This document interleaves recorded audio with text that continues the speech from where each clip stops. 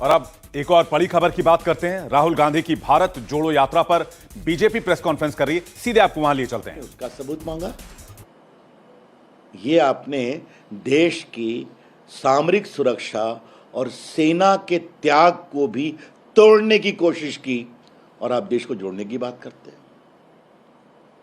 राहुल गांधी, याद करिए, कोविड के समय में जब पूरे देश को हमारे प्रधानमंत्री नरेंद्र मोदी जी एक करने की बात कर रहे थे तो आपने क्या कहा था? लॉकडाउन से क्या होगा, थाली पीटने से क्या होगा, मोमबत्ती जलाने से क्या होगा, ये आपने कहा था ना। ये सब आपके स्टेटमेंट तो पब्लिक रिकॉर्ड पर है ना। तो उस समय तो आप देश की एकता को कितना मजबूत कर रहे थे, ये आपको समझना पड़ेगा। इसलिए आज आपसे पार्टी की ओर से सवाल पूछे जा रहे हैं कि देश की एकता को कमजोर करने का आपका रिकॉर्ड कैसा है और आप चले हैं देश को जोड़ने के लिए। तो ये जो नाटक है, ये जो छलावा है, ये जो दिखावा है, इसको देश के आगे बताना जरूरी है। मोटी बात यह है मित्रों कि ये परिवार को बचाने की यात्रा है। ये परिवार का पार्टी पर नियंत्रण बना रहे, उसके लिए यात्रा है। और इनके साथ कौन लोग खड़े हैं?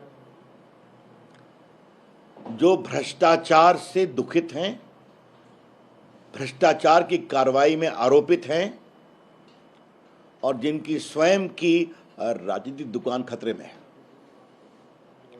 तो अपनी राजनीतिक दुकान को बचाने के लिए वो इस यात्रा के साथ खड़े हो रहे हैं, जबकि भ्रष्टाचार के गंभीर आरोप के कारण उनकी पूरी राजनीतिक विरासत और शख्सियत कमजोर हो गई है।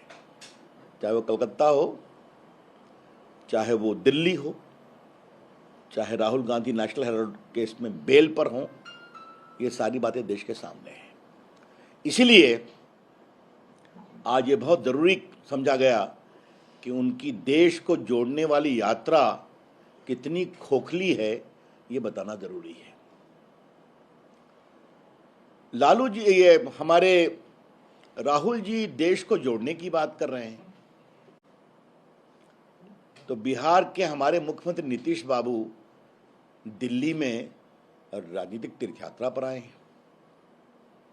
बिहार में सूखा भी है, नदियां प्रचंड रूप से बाढ़ में भी हैं, हत्याएं रोज हो रही हैं, आज भी हुई दोनों की हत्या पटना के समीप। उत्तर बिहार में पुलिस के ऊपर गोली चलाई गई। तो अपराध कितना बढ़ रहा है ये तो हम देख रहे हैं। और नीतीश बाबू दिल्ली आए हैं राजनीतिक तीर्थाटन में,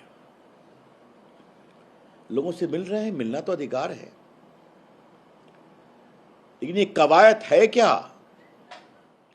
आज देश को ये बताना जरूरी है कि ये देश बहुत आगे निकल गया है। नीतीश जी, आप जब घूम रहे हैं तो आपको बताना जरूरी है कि कांग्रेस ने चंद्रशेखर जी की सरकार को हरियाणा के 2 सिपाहियों के नाम पर गिरा दिया था ना। नीतीश बाबू, आप चूंकि राहुल गांधी से मिले हैं इसलिए आपको बताना जरूरी है ना कि देवेगौड़ा की सरकार को कांग्रेस पार्टी ने गिरा दिया था 1 साल के अंदर। और नीतीश बाबू, आपको यह भी बताना जरूरी है कि इंदर गुजराल की सरकार को 8-9 महीने में इसलिए गिरा दिया गया कि उनका पब्लिक स्टेटमेंट था कि मुझ पर भ्रष्टाचार से कॉम्प्रोमाइज करने का दबाव बनाया जा रहा है। उसका एक बिहारी एंगल भी था, चारा घोटाले का। तो नीतीश जी, यही ना विरासत है आपकी? अब इसी को लेकर चले आए हैं आप क्या? कहीं शराब पर जबरदस्त घोटाला है, कहीं बंगाल में करोड़ों रुपए मिलते हैं फ्लैट से, बाकी हजारों करोड़ का नेशनल हेराल्ड का घोटाला जनता के सामने है। तो नीतीश जी, आजकल जिसके साथ आप खड़े हैं उसमें एक तो उनके बड़े नेता को सजा मिल चुकी है 5-5 केस में। आगे कई लोग आरोपित हैं। तो यही कुनबा जोड़ने के लिए आप दिल्ली आए हैं क्या? तो हम नीतीश बाबू को बहुत विनम्रता से बताना चाहेंगे कि ये देश इस प्रयोग से बहुत आगे चला गया है।